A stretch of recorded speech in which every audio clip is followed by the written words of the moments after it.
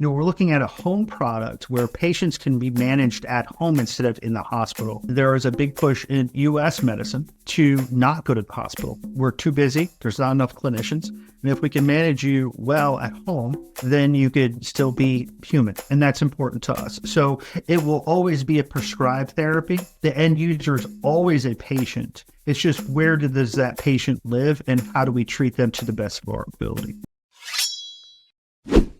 Welcome to Business Ninjas, brought to you by WriteForMe, where you'll hear from business leaders who are out there growing their business and slaying it every day. Learn from the masters. Let's get started.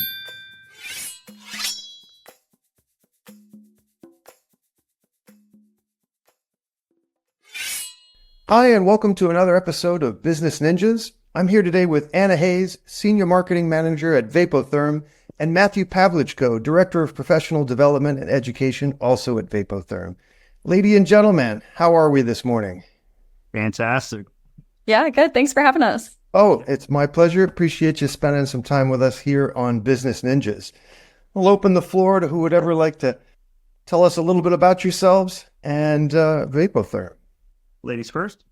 Yeah, by luck and chance, ended up at Vapotherm after being an artillery officer in the Army, and I'm really grateful that Vapotherm took a chance on me when I had no civilian career experience. And it's been 3 years later, and they've really trusted me to take some risks with our brand. And Vapotherm's known for always giving young people a lot of experience really quickly, and it's been a great experience. Excellent. And Matthew, tell us a little about your background. So I'm a respiratory therapist by trade, and I've been a respiratory therapist and respiratory leader for a really long time in hospitals in Pennsylvania and North Carolina. I came to Vapotherm after I was a customer. During COVID, we needed a solution to keep people off ventilators. And when I needed a company to help me do that, Vapotherm gave me a solution to that and jumped in with both feet. And when COVID was over, I was just so thankful. I got a chance to know Anna, my boss, Joe Army, our CEO. And he's like, yeah, I'd love to have you. So when it was all said and done, I ended up here. Love it. I get to work with Anna and our lovely marketing team and medical affairs team, which is just fantastic. Just trying to help people take care of patients. So it's a wonderful place. Well, I thank you both for your service in a number of contexts, very important things. In terms of point of connectivity, Anna, my sister-in-law was a Patriot missile commander, so I know a little bit about women in artillery and things like that, so I thank you for your service. What's the origin story of Vapotherm? How long have they been around? About 20 years. What's interesting about Vapotherm, it started from horses. When horses run really, really fast, their lungs actually bleed, and so they used high flow to help horses after the race. And then they realized, hey, we can actually do this for patients. And it started with the smallest patients in the NICU originally, where these lungs are so fragile. From the NICU grew and expanded into different care areas in the hospital. And then eventually we hope to provide home systems so that folks who are in the home can also have the respiratory support that they need. Amazing. So from talk about polar opposites from horse lungs to NICU. There's a lot of precision required at that level. We claim the fame of creating the category that is high flow. High flow is a nasal cannula like you see in the movies or on TV where people get oxygen. But we call it high flow because we heat and humidify it, and we can turn up the flow. By turning up the flow, you can help offset people's work of breathing. What makes us different is we use a smaller bore technology that the flow is actually increased to a velocity that's at high speeds. By doing that, flushes the upper airway. It has a better opportunity to keep you off other modes of ventilation that are a little bit more extreme. So this is a very non-invasive respiratory support. And the goal is to keep you away from those more extreme respiratory interventions. So when we look at us, we're different, and we've been around for a long time. So there's lots of research and development has gone into, taking care of horses, taking care of tiny babies, but also just taking care of the patient population. So it's a phenomenal company, phenomenal product. It makes a lot of sense to me. The only time I've ever had oxygen, it's cold and jarring to the system. It almost feels like it burns as it's going in. And my brain says that everything is constricting when it's cooled like that. So it makes a lot more sense to me to Very much so. humidify the air, the oxygen as it comes in. That makes so much sense. That's perfect.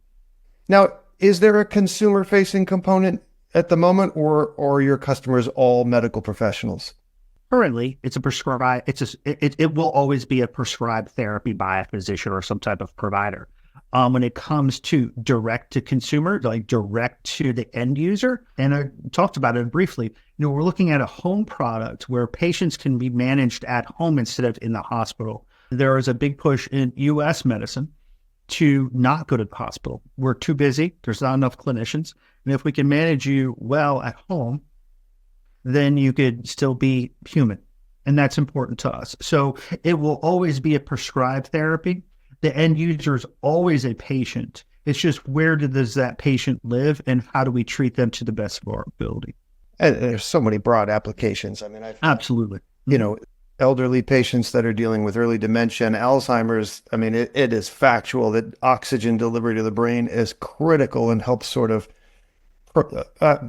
this is from personal experience. My mother-in-law went through it, and there's no question that with oxygen, she was functioning longer and better than the average Alzheimer's patient, things like that. And I would think, again, your system is delivering more oxygen to the blood cells in the brain than the average approach. So that's critical kind of stuff.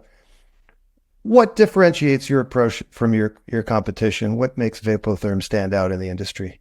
I think in any industry, the most powerful brands are the ones that lead culture and culture change. And that when we're, it might be important to take a second and say, okay, well, what is culture?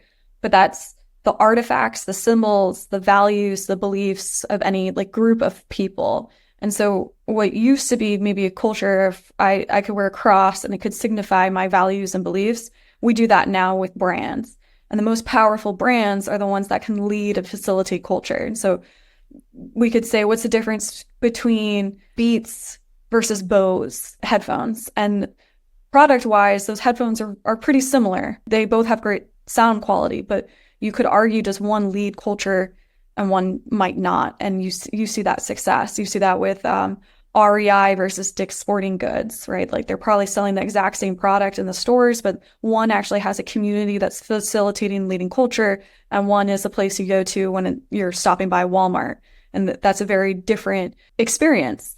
And I think we realized as a medical device company, there was a huge opportunity to lead and facilitate the culture that is RTs. So RTs are what Matt is, respiratory therapists. And there was no podcast, there was no place for discussion, versus the nursing and PA environments culture. It's quite expansive. You have clear voices on social, a great development program, but RTs in this post-COVID world had experienced so much trauma and burnout, and we're really left with this massive expansion because you have people leaving the bedside post-COVID and now feeling alone more than ever and really needed someone to step in there. And that's where Vapotherm, I argue we stepped in there with our leadership development programs, with RT Sidebar, and with our webinars, because we understood that it's cool to have a great product, but if you don't educate and support your customers and you're as a facilitator of this culture, then you're only going to go so far. Well, you're speaking our language. We preach intentionality, right? You have to engage and educate and provide value. I guess as a civilian, we forget that there is a need for brand recognition in the medical space, right? It is still a business. It's still competitive. You're still fighting for bandwidth from medical directors to use your devices in their hospitals and to change their perception of how things should be done. And content is always that fiber that connects them to you. Or for us, the standard of care. If you've been trained and you've only seen on TV and social this one form of use, which for us might be pressure-based, you're only tested on that, and then you go out into the real world, and we need to change that. And it's great when you have scientific studies and evidence and that clinical judgment, but without patient stories and testimonies and aha moments shared by providers, you really can't change culture.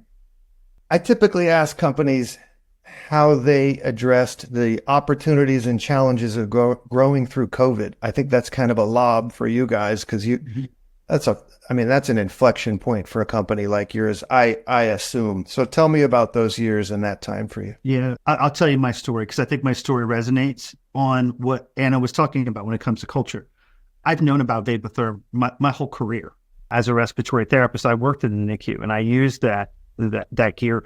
And, I'm pretty brand agnostic. I know what's out there. I buy what works. I buy what's cheap. That's what I do. Okay. And where I live in Pennsylvania, we're far enough outside of the city, but close enough to the city where we had a lot of COVID patients, but not the vaccine or the mask compliance that we had. So as a large community hospital, we got torn apart. At one point at my 500-bed hospital, we had 264 COVID patients. So half of your patient population is taken up.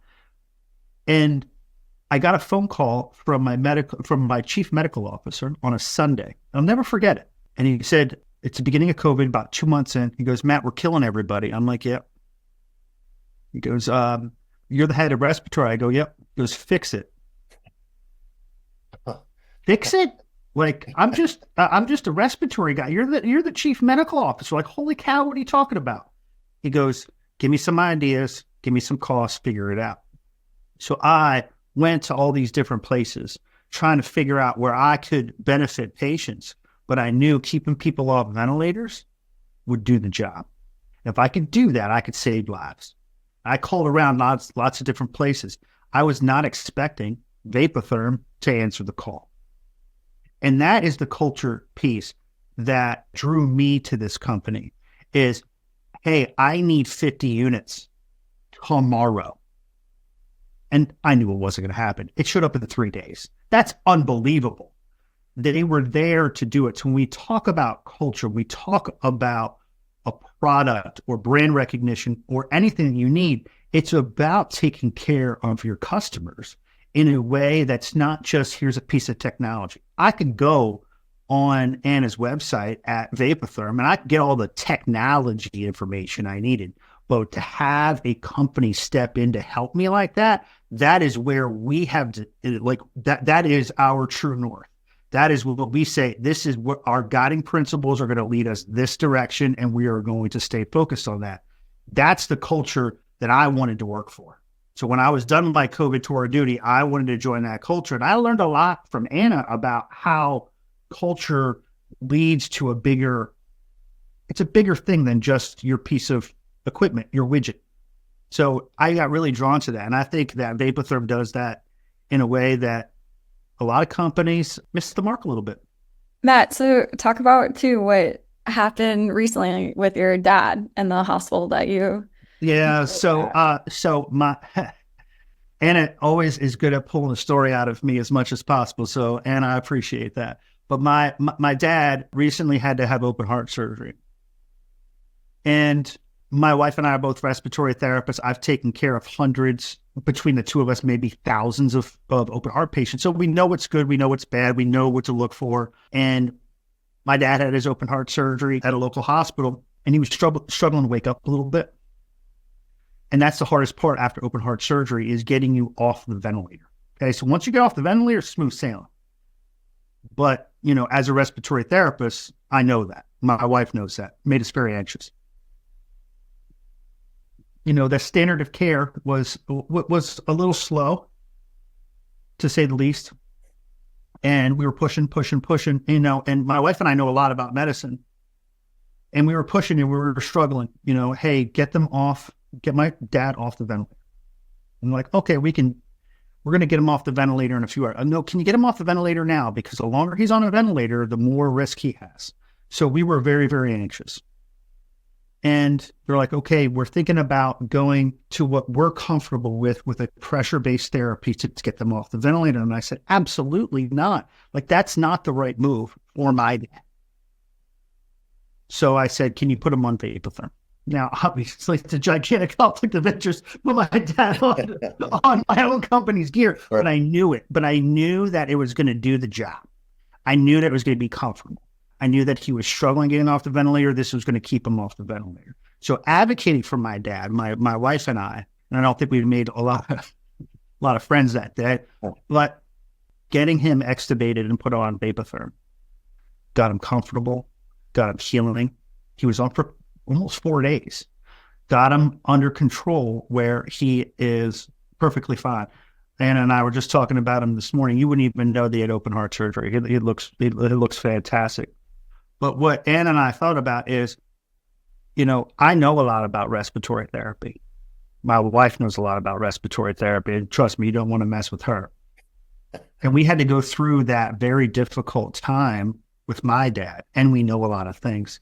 So when Anna and I really started digesting what happened, Anna asked the perfect question. Well, how do we help customers understand this challenge, that there is a better option for their patients, but also make sure that they have all the ammunition of education so they can educate their patients, they can educate the physicians. So to Anna and I, Anna got me motivated, like, what can we do from this story? And I think that's what matters.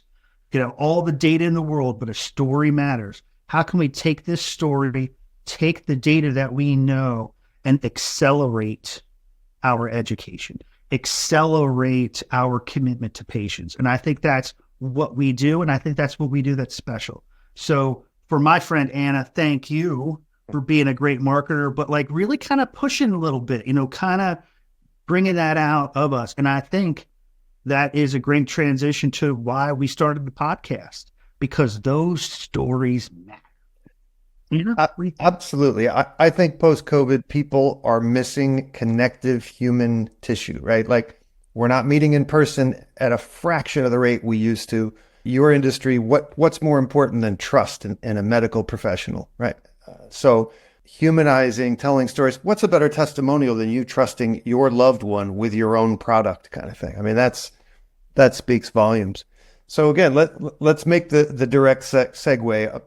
Ladies and gentlemen, this is Matty P, host of RT Sidebar.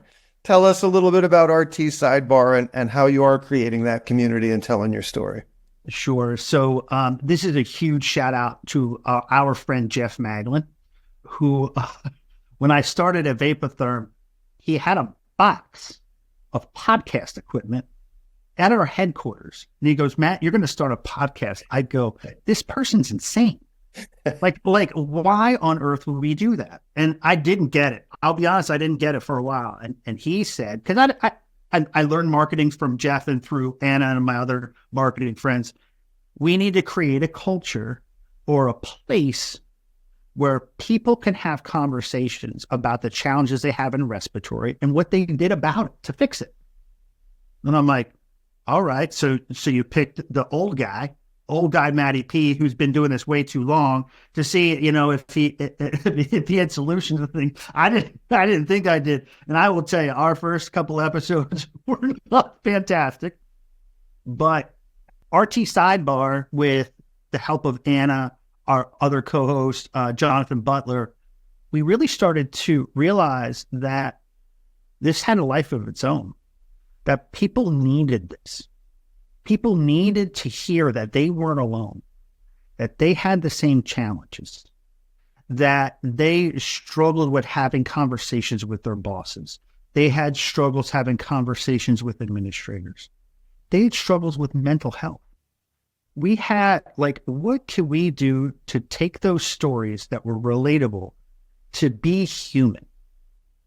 We don't talk about Vapotherm products. We talk about being human. And that's my perspective of why we did it. We're 55 episodes in right now. And what's your take? Because you look at it from a different perspective than I do.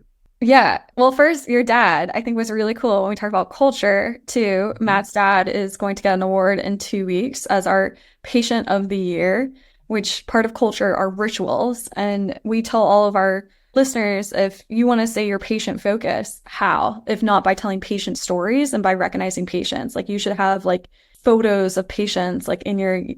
There's one RT department I went to, and they had a finisher of a Disney 5K, and it was COPD patient who wanted to walk the Disney 5K. It's her at the finish line with her like entire RT team, and they would point to that photo and they'd be like, see her, she did it, you can do it. Like, for example, of ways that you can incorporate this within your culture. And so we're really excited. On October 23rd, Matt's dad's going to be recognized. And I think we're really pumped about that. I think the same hesitation I had when it was like, oh, so you're doing a podcast, like a corporate podcast, like you're like, oh, what? Like there's just that response. So I was like, why are you doing this? But we realized like leadership challenges, there's an endless well to discuss.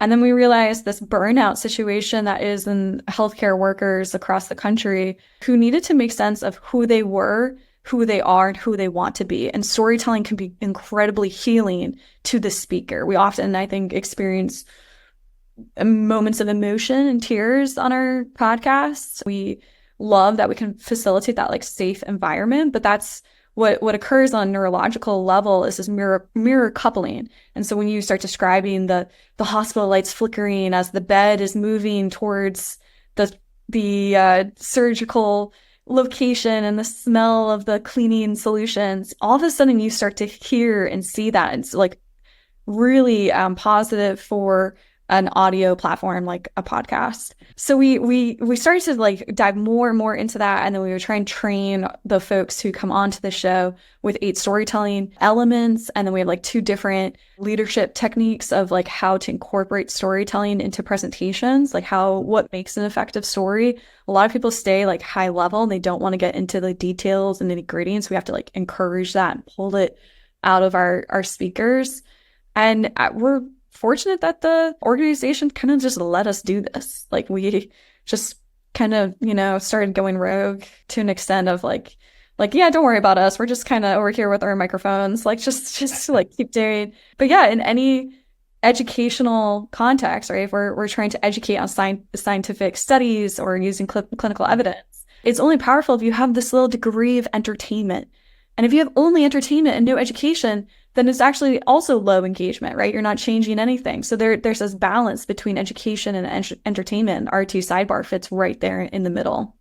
I truly believe that authenticity speaks volumes. It's very obvious that I'm in front of 2 people who love what they do, believe in their product and company, and put patient before business, and the business takes care of itself because that's evident. So I repeat what I said at the beginning. Thank you both for your service. It's important what you do. And again, it's nice to be in front of people who love what they do and are, moving the ball forward in the industry. In terms of looking down the road a year, what are some things you'd both like to be celebrating personally and professionally? First off, with not even within the year, within the next month, RT Sidebar, our field organization that has the same commitment to customers, marketing, product development, Vapotherm as a whole, is being awarded with the AARC, the American Association for Respiratory Care Zenith Award. Wow. This is like the People's Choice Award of medical device companies. So our commitment to this culture, I believe, is what's driving this award, that people look at Vapotherm as a trusted partner in their healthcare.